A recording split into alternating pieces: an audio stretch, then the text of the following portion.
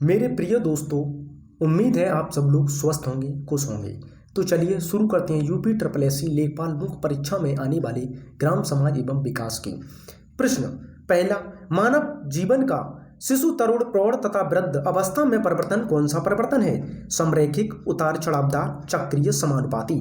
तो इसका right answer है चक्रीय परिवर्तन है। यह सर्किल में घूमता रहता है।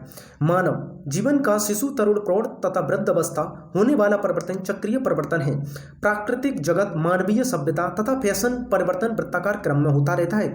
यह मानव के विभिन्न क्षेत्रों में हो रहे परिवर्तनों को भी प्रभावित करता है। ऐसे परिवर्तन को चक्रीय परिवर्तन प्रतिमान के अंतर्गत देखा जाता है। क्वेश्चन अगला, निम्न में से कौन परिवार का कार्य है अथवा परिवार के संबंध में सत्य है? यौन संबंध एवं संतान उत्पत्ति, सामाजिक मान्यताओं को प्रदान करना, नवजात शिशुओं की देखभाल, उपरोक्त सभी। तो इसका राइट आंसर है उपरोक्त सभी। परिवार मानव जीवन के विकास के साथ ही निरंतर पाया जाता रहता है। यह नवजात शिशुओं एवं गर्भवती महिलाओं की देखभाल करता है। यह यौन संबंधों एवं संतान उत्पत्ति, सामाजिक नियम एवं सामाजिक मान्यताओं को प्रदान करता है। यह भावनात्मक तथा घनिष्ठता का वातावरण प्रदान करता है। प्रश्न अगला, निम्न में से कौन परिवार की विशेषता नहीं है? रक्त संबंधों का बंधन, सामाजिकरण नियंत्रण का अप्रभावी साधन, भावनात्मक लगाव। तो इसका राइट आंसर है परिवार की विशेषता नहीं है। ये तीनों परिवार की विशेषता है भैया, यही परिवार की विशेषता नहीं है। तो इसका राइट आंसर हो जाएगा, ये नहीं पूछ रहा है तो इसका राइट आंसर हो गया सामाजिक नियंत्रण का अप्रभावी साधन। तो ये सब गलत हो जाएंगे। परिवार सामाजिक नियंत्रण का प्रभावी साधन होता है, अतः विकल्प सी गलत है। परिवार की प्रमुख विशेषताओं में एक निस्थान, दीर्घकालिक समूह, रक्त संबंधों का बंधन, भावनात्मक, समाजीकरण, समाज की मौलिक इकाई आदि पाया जाता है। प्रश्न अगला, परिवार के उद्विकासी सिद्धांत के प्रतिपादक कौन थे? बेकोफन, मॉर्गन, ऑगबर्न, रोल्फ लिंटन। तो इसका राइट आंसर है बेकोफन। परिवार के उद्विकासीय सिद्धांत के प्रतिपादक बेकोफन थे, किंतु इस सिद्धांत की विस्तृत व्याख्या मॉर्गन ने की है।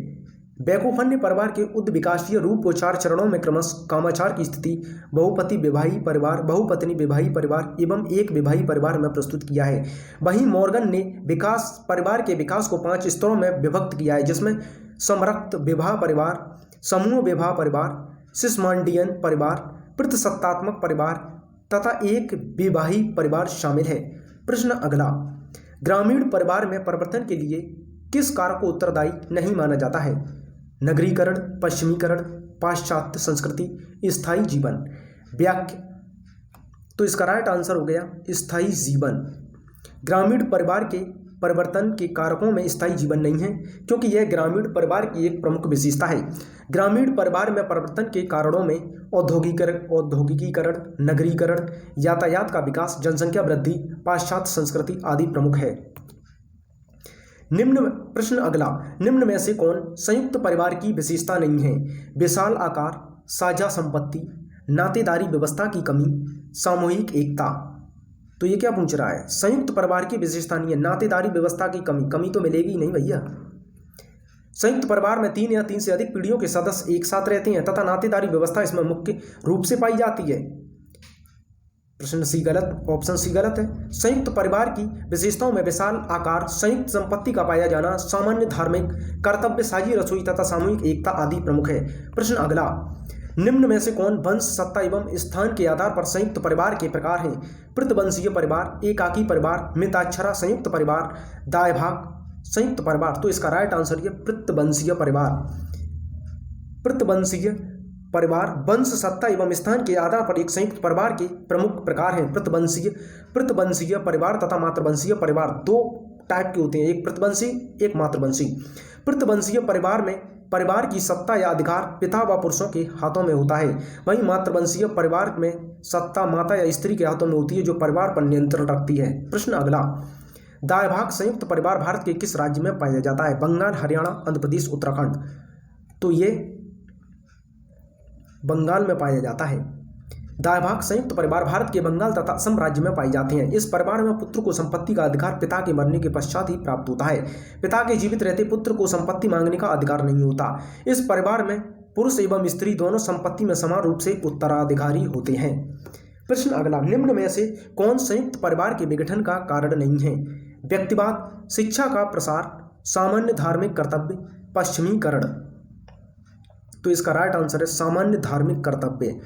सामान्य धार्मिक कर्तव्य संयुक्त परिवार के विघटन का कारण नहीं है, बल्कि यह संयुक्त परिवार की विशेषता है। संयुक्त परिवार के विघटन कारणों में नगरीकरण, औद्योगिकीकरण, यातायात के साधनों में वृद्धि, स्त्रियों में शिक्षा का प्रसार, जनसंख्या वृद्धि, व्यक्तिवाद, पश्चिमीकरण, परिवार का महत्वपूर्ण वातावरण, वैधानिकरण आदि प्रमुख हैं।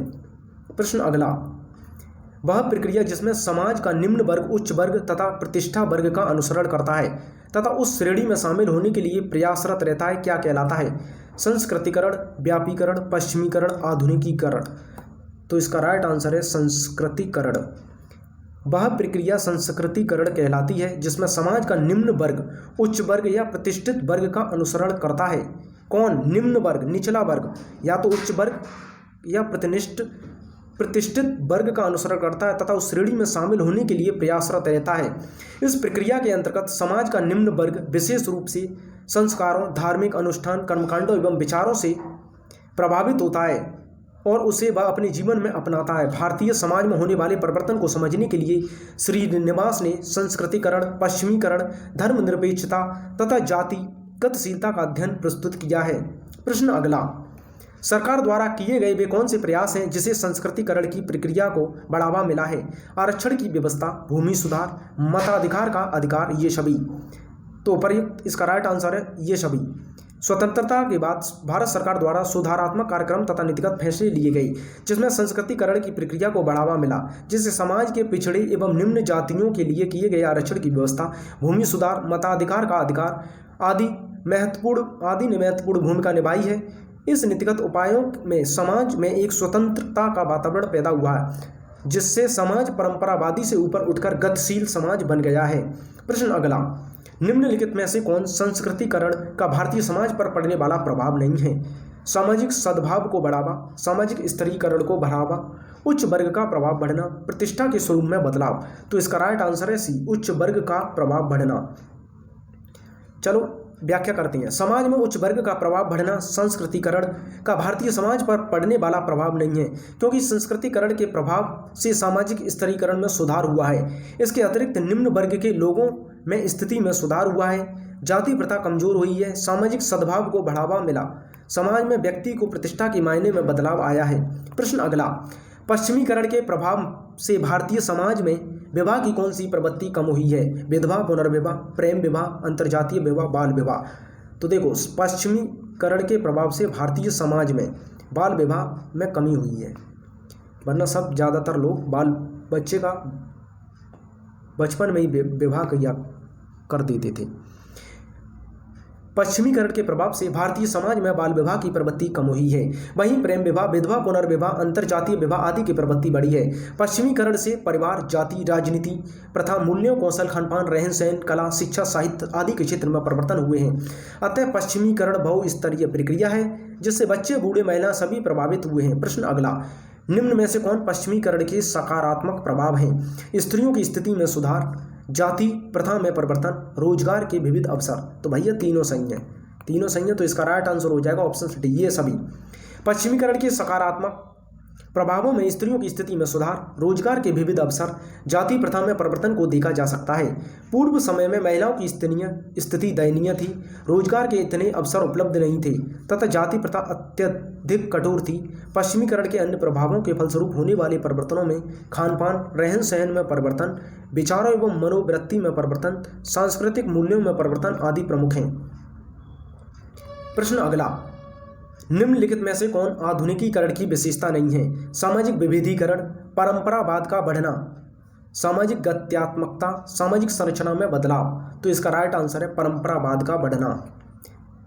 व्याख्या, परंपरावाद का बढ़ना आधुनिकीकरण की प्रमुख विशेषता में शामिल नहीं है, क्योंकि आधुनिकीकरण में से समाज में तार्किकता तथा वैज्ञानिकता को बढ़ावा मिला है। आधुनिकीकरण की विशेषताओं में सामाजिक गत्यात्मक, पद में परिवर्तन, सामाजिक विविधीकरण, संरचनात्मक परिवर्तन, नगरीय तथा औद्योगिकीकरण, नवीन विचारों का उदय तथा शिक्षा का व्यापक प्रसार आदि प्रमुख है। तो आज का ग्राम समाज एवं विकास यहीं पर समाप्त किया जाता है। जय हिंद, जय भारत।